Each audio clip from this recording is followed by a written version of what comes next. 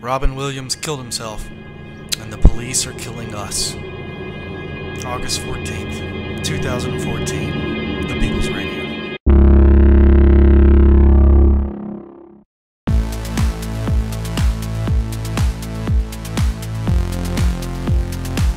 The People's Radio is an experimental, technocratic media format for the working class. The thoughts and opinions expressed on the People's Radio are not necessarily the thoughts and opinions of Organizing for Humanity, of the People's Radio, or of anyone else. Viewer discretion is advised.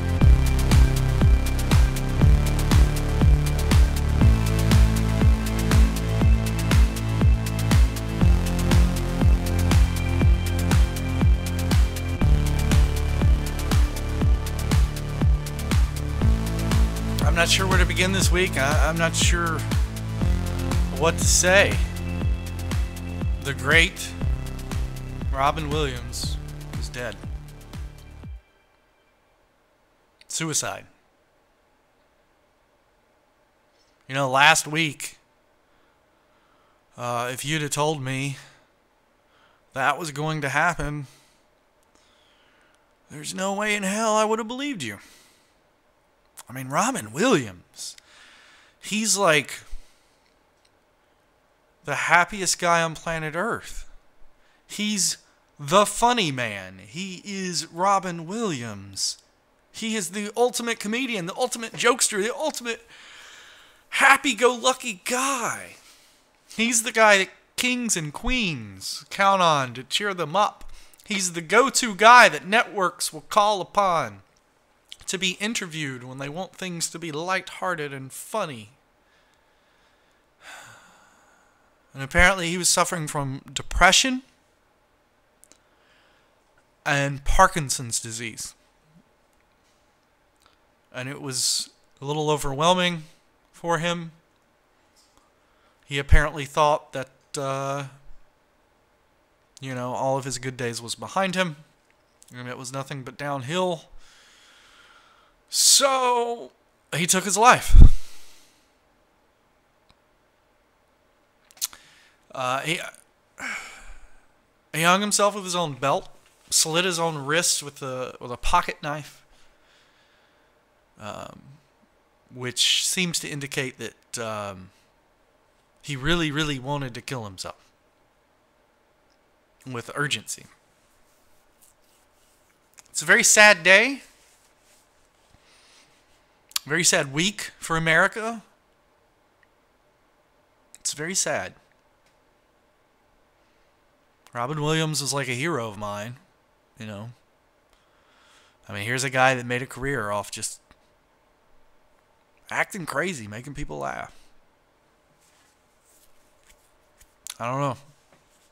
I don't know how to feel about it. I'm not sure how to feel about it. I'm not sure how to process this information. I mean, you've got Michael J. Fox. He's got Parkinson's. His life is not easy, but he didn't give up. He kept fighting. I'm not saying Robin Williams gave up. I guess I kind of am. I guess I kind of am saying Robin Williams gave up. I can't blame him, though, because I don't know what he was going through. I don't know what he was experiencing. I don't know what pain he was experiencing. You know, so I don't know. I can't blame him. But it would appear as though Robin Williams gave up on life. I did not see that coming. I don't think anybody saw that coming. Maybe people close to him, maybe family and friends saw that coming. But I didn't.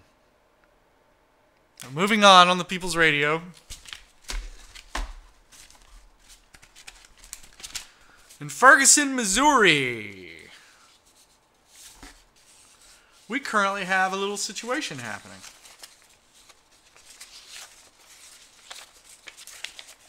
What's going on is that a cop killed an unarmed teenaged black person. And there were citizens nearby that actually witnessed it, saw the event, and saw that and they say that it was flat out, cold-blooded murder. And they say they watched the cops shoot him even though his hands was up and he was laying down on the ground. The cops still shot him several times anyway. So since that happened a few days ago, the town has basically been rioting in the streets and protesting in the streets daily. And here's the thing. You would think that police in America, when they're caught with their hands in the cookie jar, when they're caught killing someone, as happens every day in America, when they're caught killing someone for no good reason, you would think they would calm down and attempt to calm everybody down and try to calm the entire town down. But instead, they have overreacted with military equipment, snipers, and tear gas, and full SWAT gear, and riot trucks, and tanks, and you name it. So the police are actually revving this up. They're making the situation worse. And how has the media responded to this? The media in America has focused on a few photos of rioting that shows black people rioting. And Representative Steve King, even on a radio program, said, oh, well, it's obvious that, these are just black people rioting. So the media has made it even worse. Here we have, right now in America, happening what all the liberals and all the conservatives have both sides, liberal and conservative. This is the important part. Both sides, liberal and conservative, both have said for years that one day the people will rise up against this fanatical, over-militarized police that we have here in America. Both sides have been saying this for years, for about as long as I can remember, actually. And now we actually have a situation in America where that is happening, where the people are actually rising up against the cops and they're saying enough is enough over the death of a teenage boy. And how is everybody reacting? They're yawning. They're rolling their eyes. They're not really paying attention because the media is saying, oh, well, it's just black people. America, you have a serious race problem. When Cliven Bundy stood up to the government, everybody was talking about it 24/7 on all the news channels. Now, an entire city in the United States of America is in riot. And nobody wants to talk about that. Nobody wants to go help them. Where's Democratic Underground when you need them? Why are they not organizing supplies? Why are they not organizing food? Why are they not organizing marches, protests? Where are the liberal groups? Where are the conservative groups in America that swore up and down for years that they disliked the militarization of the police and that they wanted the police to stop being thugs? Where are they? Why are they not standing with their fellow American citizens in the streets?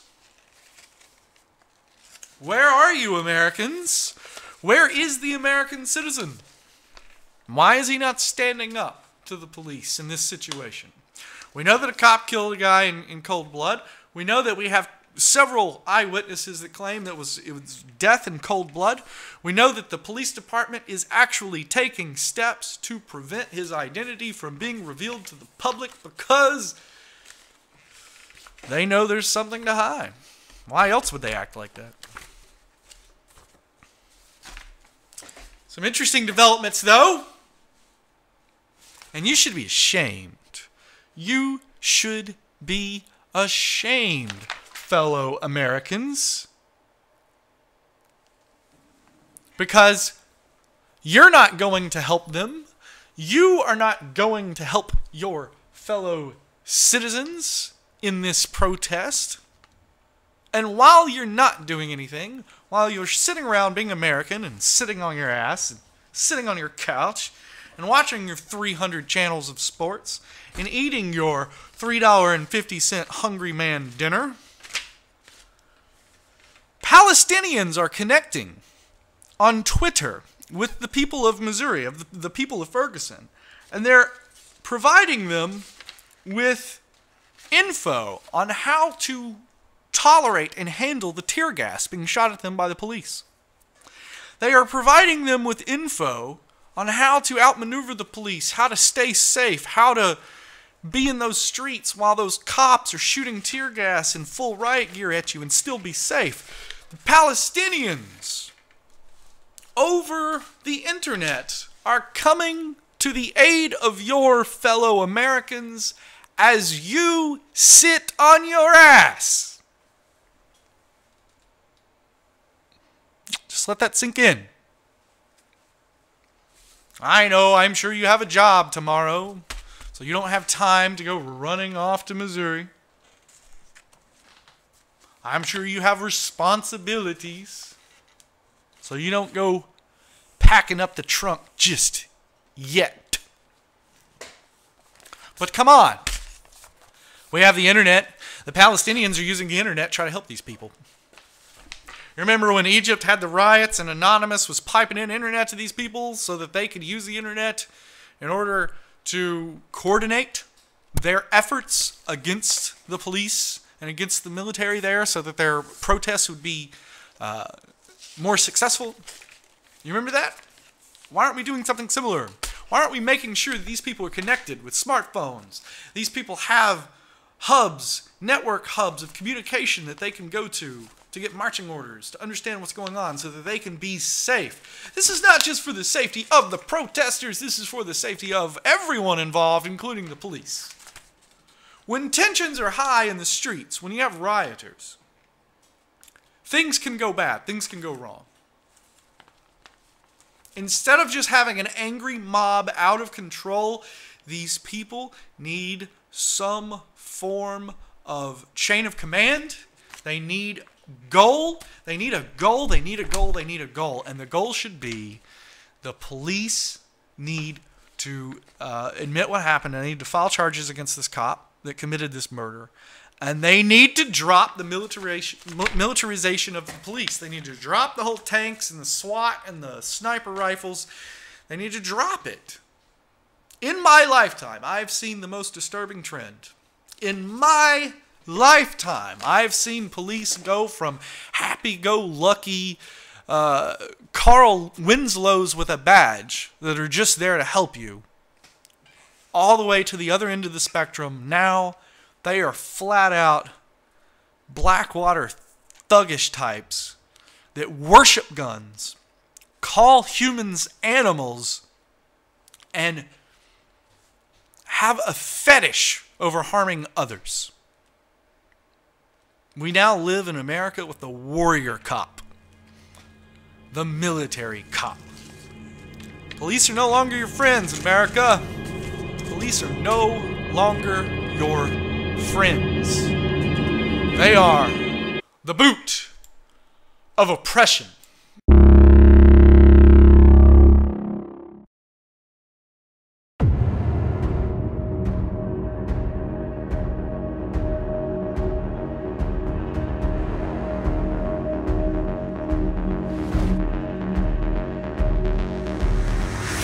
We believe that technology should be seamless, and it should give you more from the experiences you love. Our technology fundamentally enhances human capability.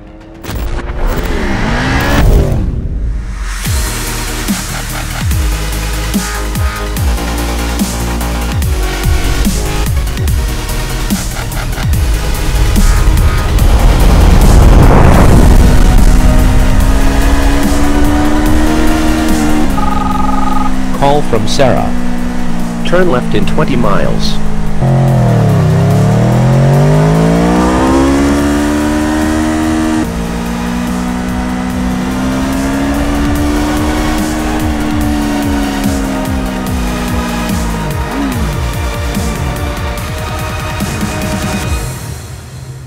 It's just the new evolution of the story. Yeah.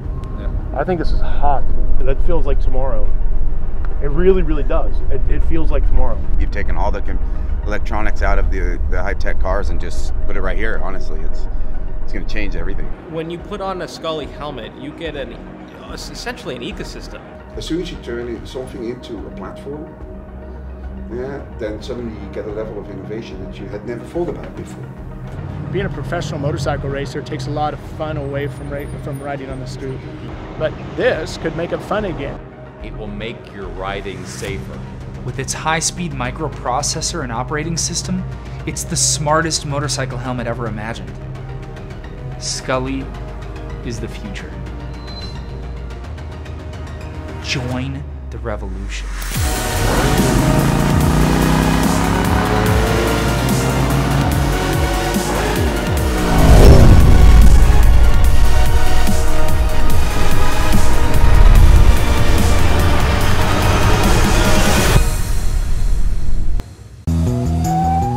Airbus says it has conducted test flights of the first ever all-electric aircraft at an airport near Bordeaux in France.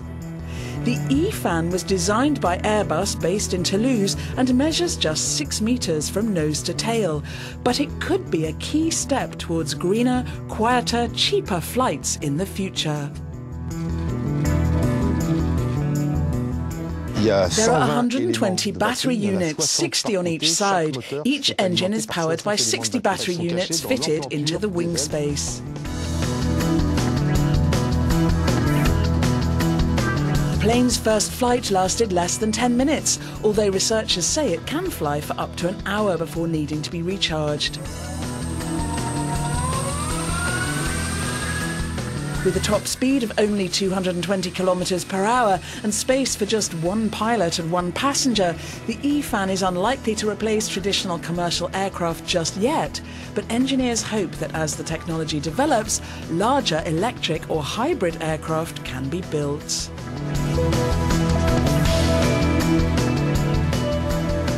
For short haul, say 80 or 90 seats, 2.5 or 3 hours of autonomy, for that, we really can envisage a hybrid plane in the future.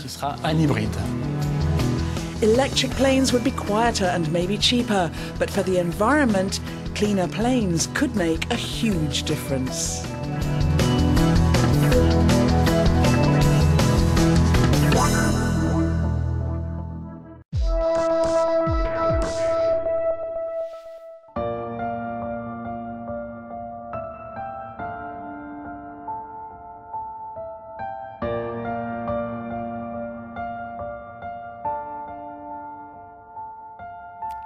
So there's a great essay called The Genomic Bodhisattva, and it chronicles the work of philosopher David Pearce, whose Hedonistic Imperative is a treatise that calls for the abolition of human suffering using a cocktail of new nanotechnologies and psychopharmacologies to reverse engineer subjectivity, hack perception to create gradients of bliss, ecstatic, transcendent mind spaces of imagination unbounded that would make our day-to-day existence seem trivial, prehistoric by comparison. These new modalities and these new languages of experience will be accompanied by states of cognitive ecstasy, exhilarating neurostorms of intense intellectual pleasure. Every moment will be autopoietic. It'll be like creating God. And It just sounds so freaking exhilarating, and this notion that human beings seem to have, this attachment to suffering, this belief that it adds character and so on and so forth, I get it, but I don't know, there's something kind of alluring to think that we might be able to create possibilities for ourselves, dimensions in which this thing of suffering no longer exists. Just a thought.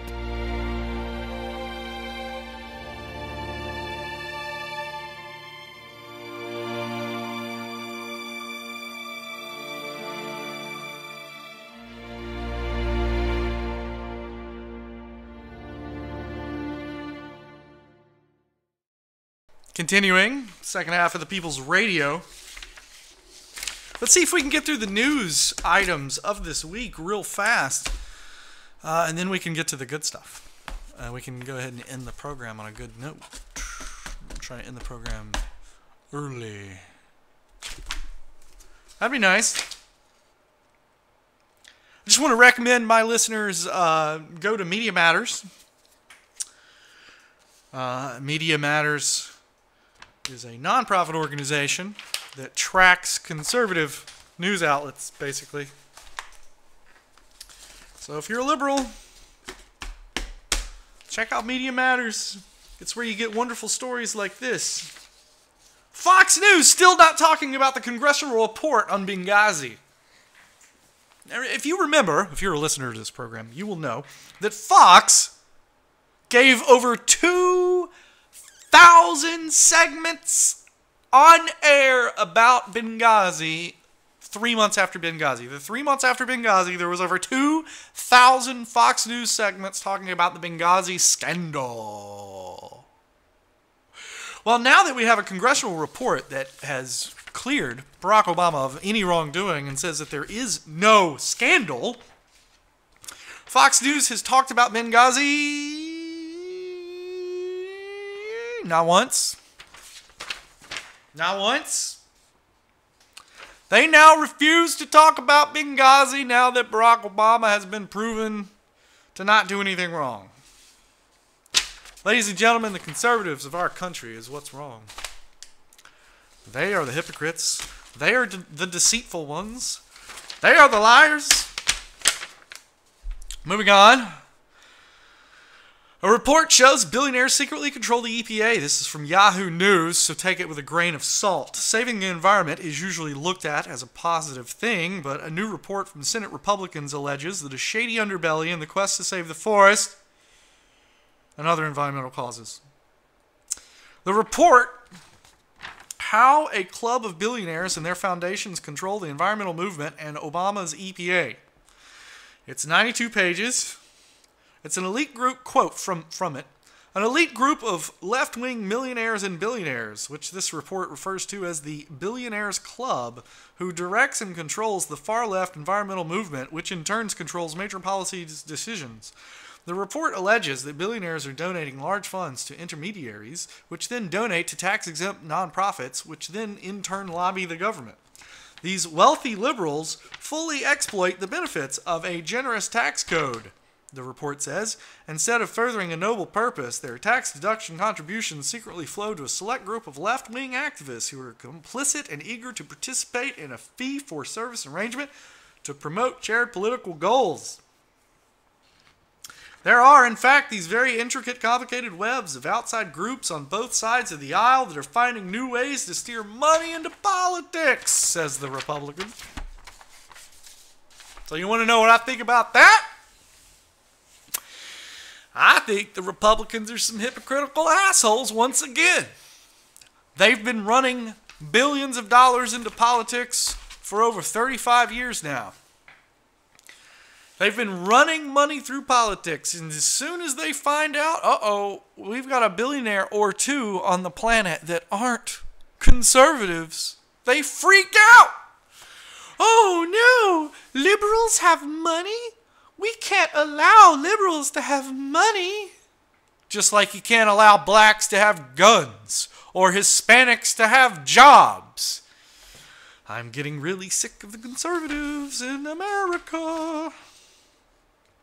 Speaking of conservatives in America, how would you like the next time you go to a restaurant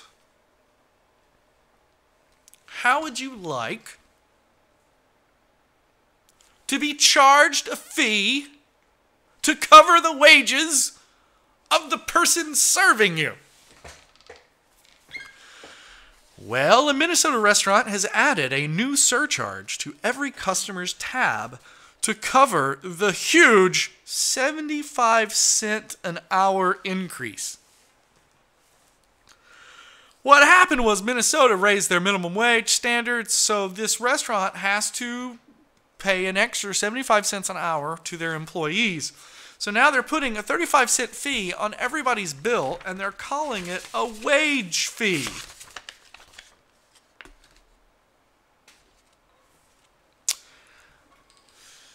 Everyone appreciates, this is from the article from Vocative.com. Everyone appreciates transparency, but one Minnesota eatery is being a little too forthcoming. Last week, Minnesota increased its minimum wage to $8 an hour, up from $7.25. Sure, that remains a relative pittance compared to your average executive salary. Still, as each new state joins the list of ones that have decided to provide low-income workers with more livable pay, the national debate about pitting workers' rights against economic stability of business heats up. Minnesota's minimum wage bump went into effect. However, one restaurant quickly devised a crafty workaround. The Oasis Cafe in Stillwater responded to the 75-cent increase by tacking a 35-cent minimum wage fee to its customers' bills, every single one of them. It says right on their receipt, minimum wage fee, 35 cents. The restaurant told local news stations, WCCO, that the charge was necessary to cover the extra $10,000 a year. Surely a boost in workers' pay has to come from somewhere, the restaurant argued, and financial restructuring is necessary to cover costs. But Oasis Cafe's solution to the problem seems to have backfired rather spectacularly. Locals have taken to social media to attack the eatery for the fee on their bills, calling the move a case of political grandstanding. Here's some tweets. Steven says, amazing, the Oasis Cafe in Stillwater is adding a fee for increase in minimum wage. It's just embarrassing. Prince says, I think Prince, not the Prince, but a Prince on Twitter, says, I think I will not be going to Oasis Cafe or any of the Blue Plate restaurants. When the restaurant posted the following to its Facebook page, people got even meaner. They have now taken down their Facebook page due to the outpouring of hatred and vitriol they have received from their customers. So yeah. Oh, conservatives. They're so funny. They think sticking it to their customers is a good business decision. Why we ever allowed conservatives in America to have a say-so over anything, I will never know. I will never understand. I was too young to understand why Reagan got elected. I don't get it. I mean, I'm a millennial. I just don't get it. I look back at history, and I see that Jimmy Carter was one hell of a president. And he warned us about every single thing that is happening today. He told us we were going to run out of fossil fuels. He told us the climate was going to change due to our actions. He told us that our greed and selfishness and our lust for material possessions and the need to buy a new TV was going to wreak havoc on our economy and the moral fiber of our society. He told us all that. That was Jimmy Carter. And he was right about everything. The man was right about everything. Let's think of it this way. Jimmy Carter is an evangelical Christian. I am an atheist. Yet I still support him completely. And I support his presidency. I think his presidency was great. I think the man had a good administration. And I don't know what went wrong. I don't get it. I don't get it. He had us on the path of prosperity. And then the freaking baby boomers come along and elected Ronald freaking Reagan into office. A man with Alzheimer's. A corporate spokesperson. A man who used to advertise cigarettes on TV They voted him in to the highest office of the land. I mean, what could go wrong, right? I'll never understand this. I will die not understanding how my fellow Americans could be so stupid.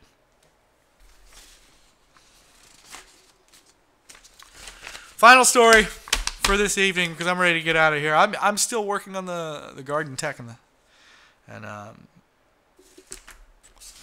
lots of things to do, lots of work to be done.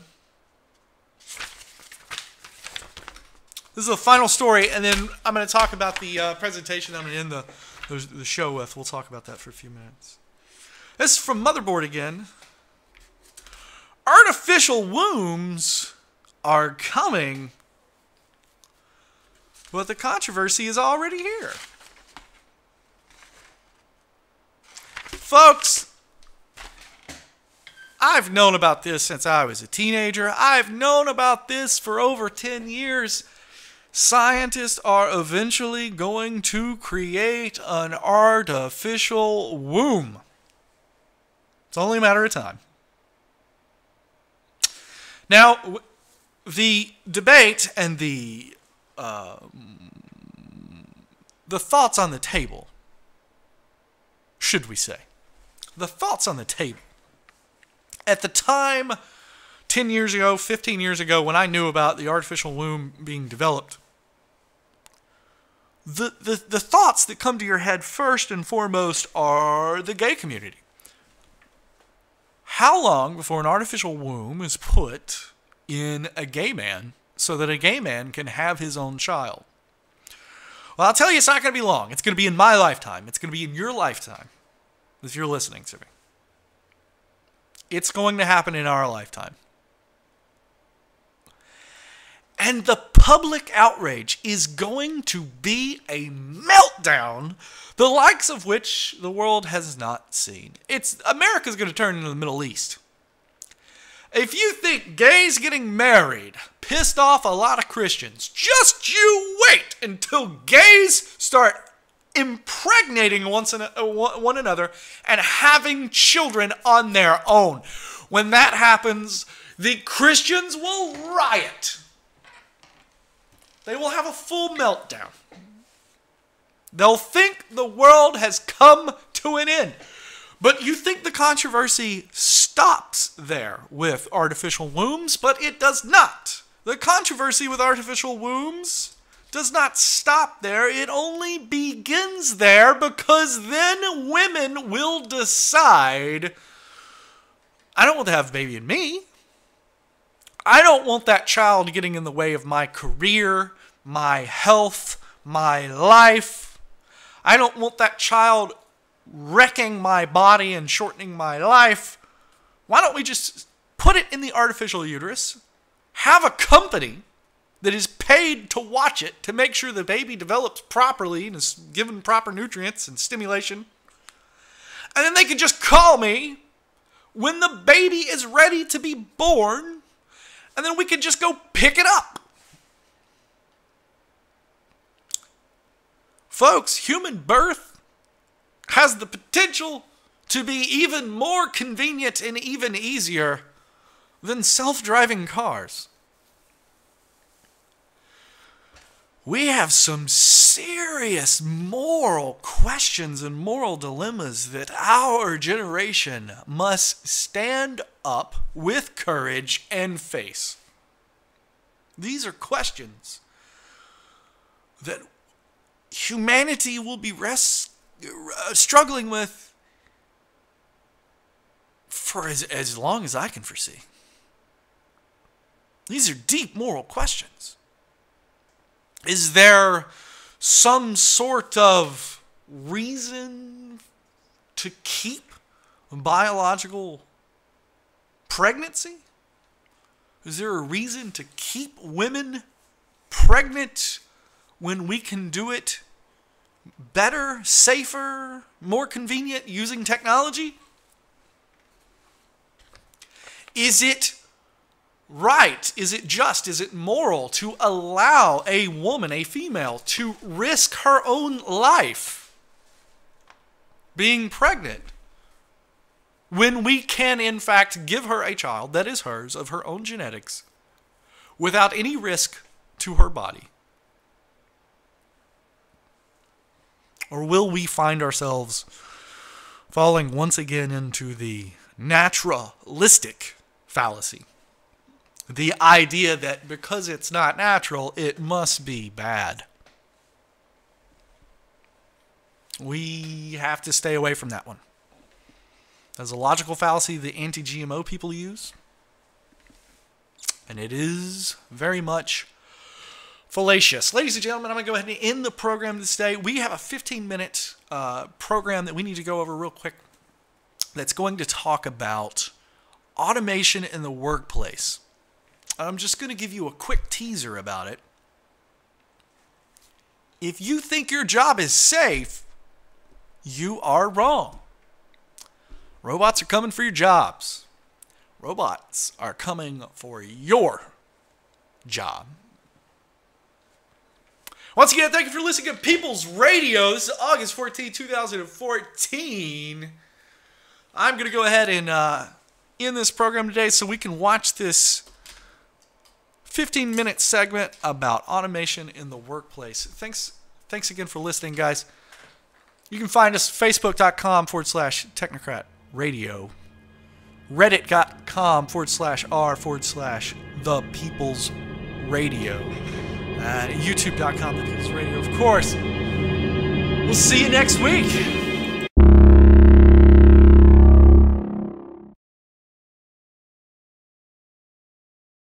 Every human used to have to hunt or gather to survive, but humans are smartly lazy, so we made tools to make our work easier. From sticks to plows to tractors, we've gone from everyone needing to make food to modern agriculture with almost no one needing to make food. And yet, we still have abundance. Of course, it's not just farming, it's everything. We've spent the last several thousand years building tools to reduce physical labor of all kinds. These are mechanical muscles, stronger, more reliable, and more tireless than human muscles ever could be. And that's a good thing. Replacing human labor with mechanical muscles frees people to specialize, and that leaves everyone better off, even those still doing physical labor. This is how economies grow and standards of living rise. Some people have specialized to be programmers and engineers whose job is to build mechanical minds. Just as mechanical muscles made human labor less in demand, so are mechanical minds making human brain labor less in demand. This is an economic revolution. You may think we've been here before, but we haven't. This time is different. When you think of automation, you probably think of this: giant, custom-built, expensive, efficient, but really dumb robots blind to the world and their own work. They were a scary kind of automation, but they haven't taken over the world because they're only cost-effective in narrow situations. But they're the old kind of automation. This is the new kind. Meet Baxter. Unlike these things, which require skilled operators and technicians and millions of dollars, Baxter has vision and can learn what you want him to do by watching you do it. And he costs less than the average annual salary of a human worker. Unlike his older brothers, he isn't pre-programmed for one specific job. He can do whatever work is within the reach of his arms. Baxter is what might be thought of as a general-purpose robot, and general purpose is a big deal. Think computers. They too started out as highly custom and highly expensive, but when cheap-ish general-purpose computers appeared, they quickly became vital to everything. A general-purpose computer can just as easily calculate change, or assign seats on an airplane, or play a game, or do anything just by swapping its software. And this huge demand for computers of all kinds is what makes them both more powerful and cheaper every year. Baxter today is the computer of the 1980s. He's not the apex, but the beginning. Even if Baxter is slow, his hourly cost is pennies worth of electricity, while his meat-based competition costs minimum wage. A tenth the speed is still cost-effective when it's 100th the price. And while Baxter isn't as smart as some of the other things we will talk about, he's smart enough to take over many low-skilled jobs. And we've already seen how dumber robots than Baxter can replace jobs. In new supermarkets, what used to be 30 humans is now 1 human overseeing 30 cashier robots. Or take the hundreds of thousands of baristas employed worldwide. There's a barista robot coming for them. Sure, maybe your guy makes the double mocha whatever just perfect and you'd never trust anyone else, but millions of people don't care and just want a decent cup of coffee. Oh, and by the way, this robot is actually a giant network of robots that remembers who you are and how you like your coffee no matter where you are. Pretty convenient. We think of technological change as the fancy new expensive stuff, but the real change comes from last decade's stuff getting cheaper and faster. That's what's happening to robots now. And because their mechanical minds are capable of decision-making, they are out-competing humans for jobs in a way no pure mechanical muscle ever could. Imagine a pair of horses in the early 1900s talking about technology. One worries all these new mechanical muscles will make horses unnecessary. The other reminds him that everything so far has made their lives easier. Remember all that farm work? Remember running from coast to coast delivering mail? Remember riding into battle? All terrible. These new city jobs are pretty cushy, and with so many humans in the cities, there will be more jobs for horses than ever. Even if this car thingy takes off, he might say, there will be new jobs for horses we can't imagine. But you, dear viewer, from beyond 2000, know what happened. There are still working horses, but nothing like before. The horse population peaked in 1915. From that point on, it was nothing but down. There isn't a rule of economics that says better technology makes more better jobs for horses. It sounds shockingly dumb to even say that out loud, but swap horses for humans and suddenly people think it sounds about right. As mechanical muscles pushed horses out of the economy, mechanical minds will do the same to humans. Not immediately, not everywhere, but in large enough numbers and soon enough that it's going to be a huge problem if we're not prepared, and we're not prepared. You, like the second horse, may look at the state of technology now and think it can't possibly replace your job, but technology gets better, cheaper, and faster at a rate biology can't match. Just as the car was the beginning of the end for the horse, so now does the car show us the shape of things to come. Self-driving cars aren't the future. They're here and they work. Self-driving cars have traveled hundreds of thousands of miles up and down the California coast and through cities, all without human intervention. The question is not if they'll replace cars, but how quickly. They don't need to be perfect, they just need to be better than us. Human drivers, by the way, kill 40,000 people a year with cars just in the United States. Given that self-driving cars don't blink, don't text while driving, don't get sleepy or stupid, it's easy to see them being better than humans because they already are. Now, to describe self-driving cars as cars at all is like calling the first cars mechanical horses. Cars in all their forms are so much more than horses that using the name limits your thinking about what they can even do. Let's call self-driving cars what they really are. Autos, the solution to the transport objects from point A to point B problem. Traditional cars happen to be human-sized to transport humans, but tiny autos can work in warehouses and gigantic autos can work in pit mines. Moving stuff around is who knows how many jobs, but the transportation industry in the United States employs about 3 million people. Extrapolating worldwide, that's something like 70 million jobs at a minimum. These jobs are over.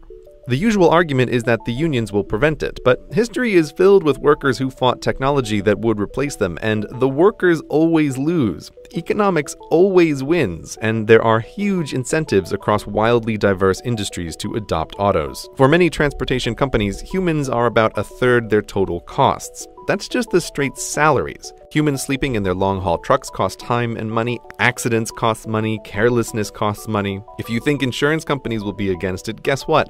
Their perfect driver is one who pays their small premiums and never gets into an accident.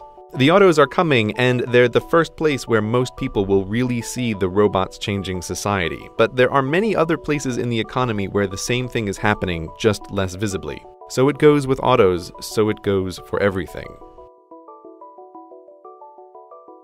It's easy to look at Autos and Baxters and think technology has always gotten rid of low-skilled jobs we don't want people doing anyway. They'll get more skilled and do better educated jobs like they've always done. Even ignoring the problem of pushing 100 million additional people through higher education, white-collar work is no safe haven either. If your job is sitting in front of a screen and typing and clicking, like maybe you're supposed to be doing right now, the bots are coming for you too, buddy. Software bots are both intangible and way faster and cheaper than physical robots. Given that white-collar workers are, from a company's perspective, both more expensive and more numerous, the incentive to automate their work is greater than low-skilled work. And that's just what automation engineers are for. These are skilled programmers whose entire job is to replace your job with a software bot. You may think even the world's smartest automation engineer could never make a bot to do your job, and you may be right, but the cutting edge of programming isn't super smart programmers writing bots, it's super smart programmers writing bots that teach themselves how to do things the programmer could never teach them to do. How that works is well beyond the scope of this video, but the bottom line is there are limited ways to show a bot a bunch of stuff to do, show the bot a bunch of correctly done stuff, and it can figure out how to do the job to be done. Even with just a goal and no knowledge of how to do it, the bots can still learn. Take the stock market, which in many ways is no longer a human endeavor. It's mostly bots that taught themselves to trade stocks, trading stocks with other bots that taught themselves. As a result, the floor of the New York Stock Exchange isn't filled with traders doing their day jobs anymore. It's largely a TV set. So bots have learned the market, and bots have learned to write. If you've picked up a newspaper lately, you've probably already read a story written by a bot. There are companies that teach bots to write anything: sports stories, TPS reports, even say those quarterly reports that you write at work. Paperwork, decision-making, writing, a lot of human work falls into that category, and the demand for human mental labor in these areas is on the way down. But surely the professions are still safe from bots, yes? When you think lawyer, it's easy to think of trials, but the bulk of lawyering is actually drafting legal documents, predicting the likely outcome and impact of lawsuits, and something called discovery, which is where boxes of paperwork gets dumped on the lawyers and they need to find the pattern or the one out-of-place transaction among it all. This can be bot work. Discovery in particular is already not a human job in many law firms. Not because there isn't paperwork to go through, there's more of it than ever, but because clever research bots shift through millions of emails and memos and accounts in hours, not weeks, crushing human researchers in terms of not just cost and time, but most importantly, accuracy. Bots don't get sleepy reading through a million emails. But that's the simple stuff. IBM has a bot named Watson. You may have seen him on TV destroy humans at Jeopardy, but that was just a fun side project for him. Watson's day job is to be the best doctor in the world, to understand what people say in their own words and give back accurate diagnoses. He's already doing that at Sloan Kettering, giving guidance on lung cancer treatments. Just as autos don't need to be perfect, they just need to make fewer mistakes than humans, the same goes for doctor bots. Human doctors are by no means perfect. The frequency and severity of misdiagnoses are terrifying, and human doctors are severely limited in dealing with a human's complicated medical history. Understanding every drug and every drug's interaction with every other drug is beyond the scope of human knowability, especially when there are research robots whose whole job it is to test thousands of new drugs at a time. And human doctors can only improve through their own experiences. Doctor bots can learn from the experience of every doctor bot, can read the latest in medical research and keep track of everything that happens to all their patients worldwide and make correlations that would be impossible to find otherwise. Not all doctors will go away, but when the doctor bots are comparable to humans and they're only as far away as your phone, the need for general doctors will be less. So professionals, white-collar workers, and low-skill workers all have things to worry about from automation. But perhaps you are unfazed because you're a special creative snowflake. Well, guess what? You're not that special. Creativity may feel like magic, but it isn't. The brain is a complicated machine, perhaps the most complicated machine in the whole universe, but that hasn't stopped us from trying to simulate it. There is this notion that just as mechanical muscles allowed us to move into thinking jobs, that mechanical minds will allow us to move into creative work. But even if we assume the human mind is magically creative, it's not, but just for the sake of argument, artistic creativity isn't what the majority of jobs depend on. The number of writers and poets and directors and actors and artists who actually make a living doing their work is a tiny, tiny portion of the labor force. And given that these are professions dependent on popularity, they'll always be a very small portion of the population. There can't be such a thing as a poem and painting-based economy. Oh, by the way, this music in the background that you're listening to, it was written by a bot. Her name is Emily Howell, and she can write an infinite amount of new music all day for free. And people can't tell the difference between her and human composers when put to a blind test. Talking about artificial creativity gets weird fast. What does that even mean? But nonetheless, it's a developing field. People used to think that playing chess was a uniquely creative human skill that machines could never do, right up until the point they beat the best of us. And so it will go for all human talents. Right, this may have been a lot to take in, and you might want to reject it. It's easy to be cynical of the endless and idiotic predictions of futures that never are. So that's why it's important to emphasize again that this stuff isn't science fiction. The robots are here right now. There is a terrifying amount of working automation in labs and warehouses around the world. We have been through economic revolutions before, but the robot revolution is different. Horses aren't unemployed now because they got lazy as a species, they're unemployable. There's little work that a horse can do to pay for its housing and hay. And many bright, perfectly capable humans will find themselves the new horse, unemployable through no fault of their own. But if you still think new jobs will save us, here is one final point to consider. The US Census in 1776 tracked only a few kinds of jobs. Now, there are hundreds of kinds of jobs, but the new ones are not a significant part of the labor force. Here's the list of jobs ranked by the number of people who perform them. It's a sobering list with the transportation industry at the top. Continuing downward, all of this work existed in some form 100 years ago, and almost all of them are easy targets for automation. Only when we get to number 33 on the list is there finally something new. Don't think that every barista or white-collar worker need lose their job before things are a problem. The unemployment rate during the Great Depression was 25%. The list above is 45% of the workforce. Just what we've talked about today, the stuff that already works, can push us over that number pretty soon. And given that even in our modern technological wonderland, new kinds of work aren't a significant portion of the economy, this is a big problem. This video isn't about how automation is bad, rather that automation is inevitable. It's a tool to produce abundance for little effort. We need to start thinking now about what to do when large sections of the population are unemployable through no fault of their own. What to do in a future where, for most jobs, humans need not apply.